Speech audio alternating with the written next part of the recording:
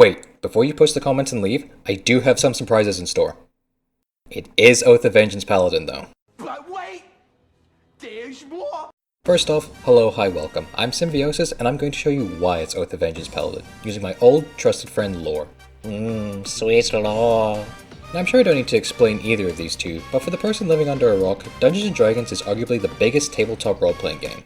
Which essentially means that a group of nerds that may or may not know each other get together to write fanfictions and roleplay as OCs while they have a group dream session without the use of hallucinogenic substances. What? What the fuck? And we've collectively decided as a community that not only is that not weird, but it's really fun and cool. Shockingly, the flaming skeleton in the biker outfit riding the motorcycle doesn't have as interesting of an explanation.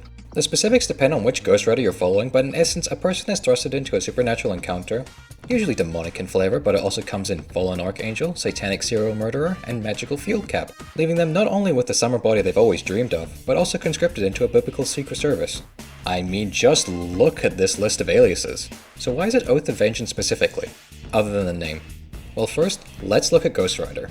Standard affair for a superhero having superhuman abilities, and yes, this is where we'll be starting since Paladin is a strength-focused class that can augment their speed and reflexes thanks to the access of features provided by Oath of Vengeance. Haste, Relentless Avenger, and Spirit of Vengeance. Soul of Vengeance, being the focus of this point, as all three of these in some way enhance the Paladin's speed and reactions. Haste being particularly special as it also increases the Paladin's ridiculous tech and capabilities. Truly the perfect class, it can do any and everything. Now you're probably thinking, surely Ghost Rider has limits of sorts. What the heck? You think a gangly furry can do some crazy things? Just wait until you get speed blitzed by a supernaturally enhanced indestructible skeleton no longer weighed down by the weakness of their flesh. That is if they don't feel like creating a vortex or go dimension hopping. Kind of like the other Oath of Vengeance tools, Misty Step and Dimension Door. Also, I just want to point out I'm using this source because it is the most accurate collection of Marvel Comics information I could find, since I do not have the time nor the money to read every publication of Ghost Rider in existence. Also... Don't call me Shirley. Now let's look at Ghost Rider's soul-related abilities.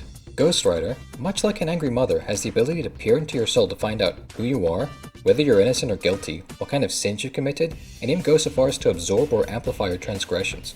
On top of being able to, quote, manipulate, mutilate, and consume your soul. Again, much like an angry mother. Now even for D&D, this sounds pretty insane. I mean, a being that can detect and dispel good and evil with the power to locate and hunt a creature with some kind of mark? That'd be way too crazy, I mean, come on. But what about the Hellfire? Ghost Rider comes from a demon. Paladins are Hurley warriors. Get out of my brain! Alright, so the Hellfire is not actually fire. What? Let me explain. The properties of Hellfire are very different, as it can be both hot and cold, can damage the soul, can be channeled into weapons, and even burn underwater. I mean, given that there's a Ghost Rider that rides a shark, don't worry, we'll get back to these two. I think it's safe to say that this isn't the same as fire. So, we just need to find a damage type in D&D that acts similar to but isn't fire, that can damage the soul and be channeled into weapons. Oh wait, it exists and it's called Radiant Damage and it's even stated in the player's handbook. I mean, what is Divine Smite if not channeling radiant damage into a weapon when you attack? But if you're that hard pressed on it being fire because it's called Hellfire, Searing Smite exists. Hellfire can also be used to augment a mode of transport, whether it be a vehicle or an animal, to act as a kind of familiar. And if you ask me, that sounds very similar to the Find Steed spells.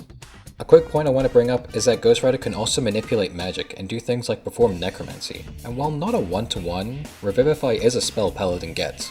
Now on to Ghost Rider's supposed demon origins. If you look at the list of aliases I showed you earlier, you'll notice that a lot of them reference God, Heaven, and the Divine. And that's because there is a significant chunk of lore dedicated to the origins of Ghost Rider being from God to purify sin and punish the guilty after the Great Flood. I mean, they even have an archangel monitoring them. But what about the other origins I listed earlier? Well, they're all valid.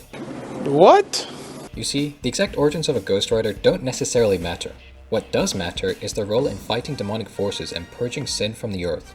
Their tenet in being the otherworldly justice for those dealing with injustice. To be honest, that kind of description only really fits the Paladin, as they get their power from their own tenet, or in this case Oath. And what better subclass for a person that transforms into an intimidating force of good, than one whose capstone ability is a transformation that turns into an intimidating force of good? But hey, there could be something I'm missing. Maybe there are some more points that support this comparison. Let me know in the comments. While you're there, like, dislike, subscribe, and yeah, thanks for hanging out.